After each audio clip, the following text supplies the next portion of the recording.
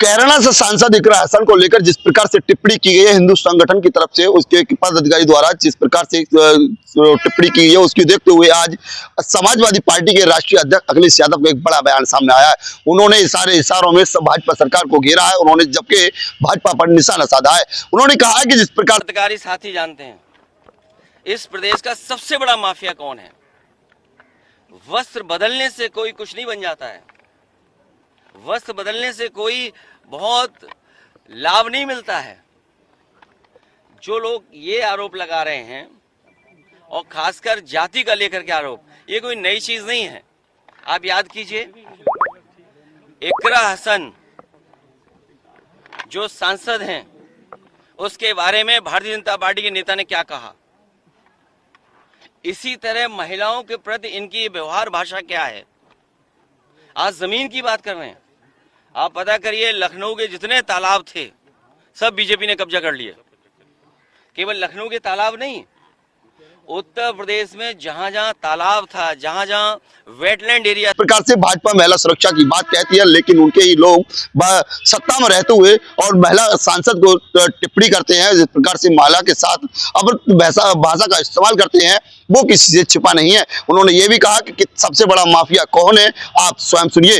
वेशभूषा बदलने से कोई माफिया गर्दी नहीं छुपती, लेकिन आप सभी साथी जानते होंगे कि आखिरकार देश का सबसे बड़ा माफिया कौन है। इस प्रकार से तमाम भाजपा पर निशाने साधे उन्होंने ये भी कहा कि जिस प्रकार से सरकार पीडीएफ पाठशाला चलाने की बात कह रही है, हमारी देखी देखा, लेकिन हम लोग अपनी पीडीएफ पाठशाला लगातार जारी रखेंगे। जिस प्रकार से शिक्षा देने का काम पीडीएफ पाठशाला कर रही है, उसी प्रकार से हम शिक्षा वो बच्चों को देते रहेंगे। लेकिन जिस प्रकार से सरकार अपनी तानाशाही के चलते लोगों पर से हमारे सांसदों पर, समाजवादी पार्टी कार्यकर्ताओं पर अभद्र भाषा का प्रयोग करवा रही है, वो किसी से छिपा नहीं है और इससे हम लोग डरने वाले नहीं है। वही बात की जाए कैराना से।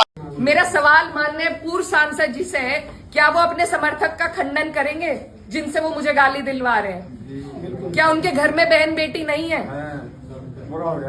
सही है जी सवाल। मेरा सवाल सीधा सिर्फ उनसे है कि उनका अत्यंत नजदीकी समर्थक, पहले मुझे मुल्ली कहा गया, मुझे आतंकवादी कहा गया, मेरे बाप तक को गाली दी गई, मेरे भाई को कहा गया। जो लोग ये पूछते हैं कि मेवात वालों को माफ कर दिया था और उसे क्यों नहीं माफ किया, उन्हें मैं ये बताना चाहती हूँ कि ये पहली घटना नहीं है, ये पहली नहीं है घटना। और सीधी सीधी जो गंदी गालियां दी गई हैं,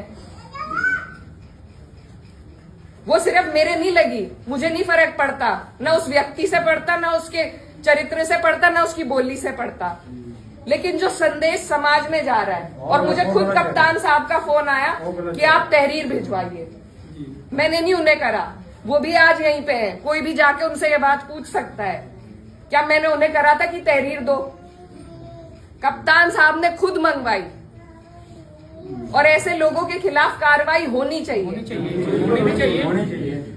एक तरफ तो ये सरकार हमारी बहनों को एसडीएम की कुर्सी पर एक इमोशनल होते हुए एक बयान जनता के सामने जारी किया। उन्होंने कहा कि मुझे जिस प्रकार से एक देश की बेटी होते हुए और एक सांसद होते हुए मुझे इस प्रकार की टिप्पणी की जा रही है, मुझे तमाम तरह की चीजें कहा जा रही हैं, वो किसी से छुपी नहीं है। मैं इन चीजों से डरने वाली नहीं हूं। मैं लगातार जिस प्रकार से खड़ी हूं, जैसे ही जनता के साथ खड़ी रहूंगी, वहीं लगातार जिस प्रकार से गुर्जर समाज के लोग इकरा हसन के पक्ष में उतर कर सामने आए हैं। उन्होंने तमाम कहा है कि जिस प्रकार से लोग टिप्पणी कर रहे हैं वो कहीं गलत है। लेकिन देखने वाली बात है कि जिस प्रकार से समाजवादी के राष्ट्रीय अध्यक्ष अखिलेश यादव